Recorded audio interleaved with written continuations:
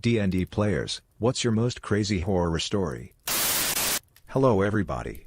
Sorry for strange wording and misspelling, I am Russian and doing my best to translate everything properly. This is not a horror story for us, as a players, because we are all friends and discuss this problems between ourselves, but everything went quite horrifying, so you might find some life advice in it or some amusement, although there might be some sort of revenge story somewhere. So we are a group of 4 to 6 regular players and we play D&D mostly, but sometimes between huge campaigns we like to rest from D&D and play some other RPG system. We also rotate DMing, 3 of us are DMs of various skill. And this one time one of the players, who had never DM'd before, suggested a World of Darkness campaign. He was the only one who played WoD before, and volunteered to DM since he had some story ideas, so we all agreed. The first thing he told us was not to min-max our characters. WoD is not about numbers, but about emotional experience, catharsis, all this stuff. Perfect, I thought, so I am expected to fail sometimes and roleplay just as normal human would in paranormal circumstances. It should be fun, right? We played WoD version, which include Vampire, Requiem, Mage, Awakening, those series, we call them New WoD in Russia. So meet our cast, there all the problems begin. Me, I come up with a character specifically made not to fight. She was a medical student, and she made her life goal to be a scientist.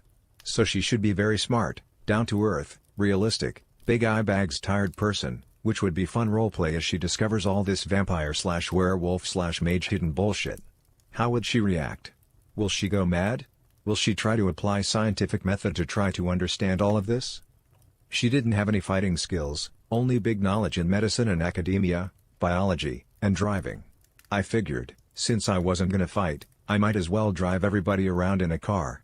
I write it as if she would work as taxi driver once she done studying for a day, so she could afford lodging and food. I didn't know, that would be min-max smart person in WoD. We played D&D 3.5e before this, and you just roll single d20 and add all of your huge bonuses, but here you have a dice pool of d10s, you roll all of them and took all 7s and above as successes, which usually requires 1. So how many should I have? I asked DM or storyteller, he loved my character and approved, that I can have 4 dots out of 5 in intelligent and medicine and that I can even own an old car for taxi work. I was enlightened and spent some dots on driving trait. I was gonna driving so hard you guys. I also thought high intelligence will give some good rolls on investigations. Hacker, just a dude with high computer use, can hack anything and for some reason very good with knife fighting. Brawler, simple brawler character, strong, attractive, charismatic, punches very hard. I start to suspect something. Boris the Razor, the problem. You see, in WoD combat you get 1 hit per turn and that's it. Combat meant to last little, we should focus on eldritch horrors, but this dude took 5 dots in dex, 5 dots in firearms, and gunslinger trait, which allows him fire twice from 2 guns.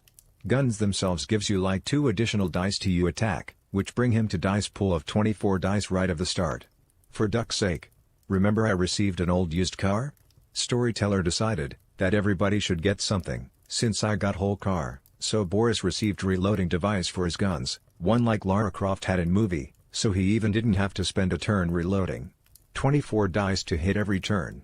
This number went to 30 by the end of campaign. All of them min-maxed the shit out of system. So everyone ready, we started, characters met each other, some plot hooks appeared, we investigate something, and it is time for first fight and Boris is melting enemies. Hacker and Brawler compete with each other just to get hit somebody. Storyteller sweats heavily since he didn't understood how fights work, and his solution was just to increase number of enemies just to keep up with Boris. As for me, despite all of it I enjoy role-playing a very scared girl, hiding behind structures in battles. I just panicking, running from cover to cover and being generally useless. My plan was to recover and treat anybody injured, but I didn't even get to, because next plot point, the mages, appeared, and healed everybody to full by magic means anyway. So my character renders to completely useless in a moment. What about driving, you may ask? Well, there is a subway system which is a much more convenient and faster way to travel than going around in a car, so I drove just once. Time passes, I can't contribute anything, people started pitying me, trying to come up with some way for me to fight. I remind everybody, that exactly my character about, then storyteller drops another bomb, Boris and Brawler becomes vampires, Gunneral and Pretty One fraction, I don't remember. as if they wasn't powerful enough already. Turns out it was his plan all along, to make all of us supernatural. As for Hacker and me, we became mages.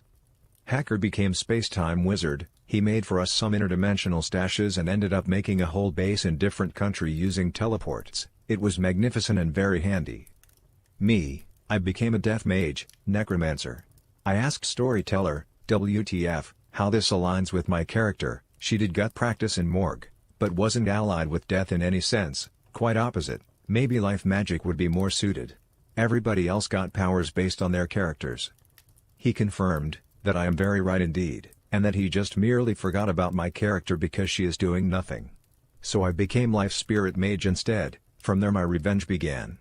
By revenge I'll mean I became opposite from useless. First I thought, great, I can actually heal people, but then I discover some game-breaking spells in life magic. All magic in WoD just broken tbh. You see, you can turn one life forms into another. With limitations, I could not turn humans into anything yet, but it can turn bush into bee swarm, for example. Amount of resulting mass by such transformation depends on amount of successes rolled, so if I roll high enough, I can make swarm bigger than initial bush. Can you guess where I go with it? So things I did. Spend week in game time making in ritual. In this version, you can make some spells last longer than intended by doing some ritual. You can make spell last week, month, 2 months and forever. But to make spell last forever you have to sacrifice some humanity permanently, so I went for 2 months, which is plenty. I make spell sense life last 2 months, specifically, sense single-cell organisms, bacteria, viruses, fungi, etc. Storyteller told me my character would go insane from processing all this information, and it goes quite well with my plan.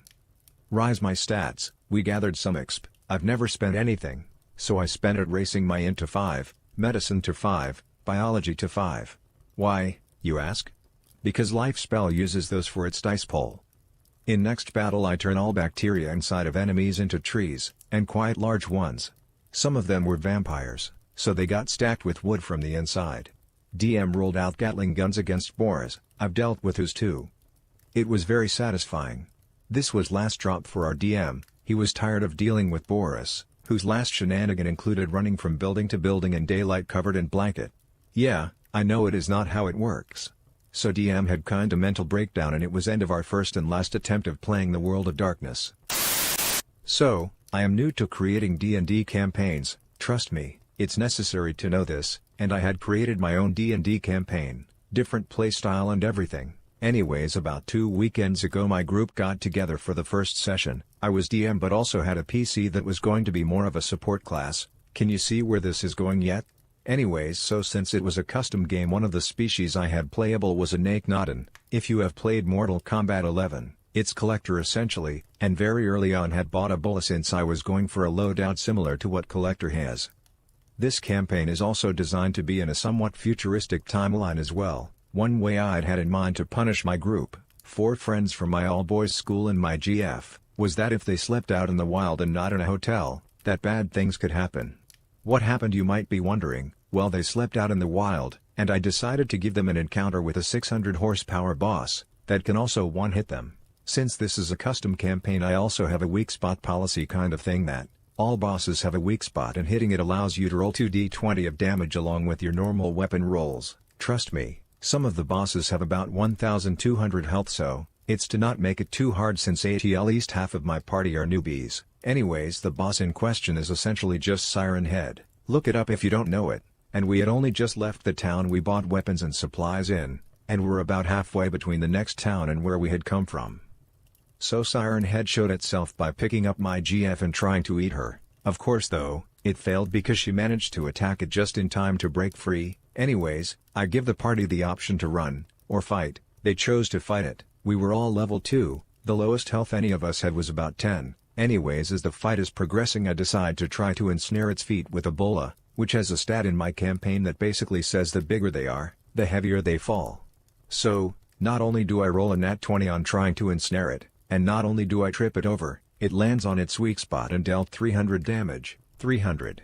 I halved its health and from there we all just bullied it because it was failing escape throws constantly. Eventually it was killed and instead of leaving the corpse there, my whole party decided, hey, let's disembowel it and take its heart. I told them that it was rotting and old. Too bad that with COVID-19 we won't be able to catch up in person. I did get a Discord group set up for us though, so not all bad. I am going to finish off by saying, goddamn, I am happy that I picked these people to play custom D&D with, and if you read this far, thanks, it's my first post. Smile. Hello there. If you have an interesting story, and you want it to be shared, write it in the comments section.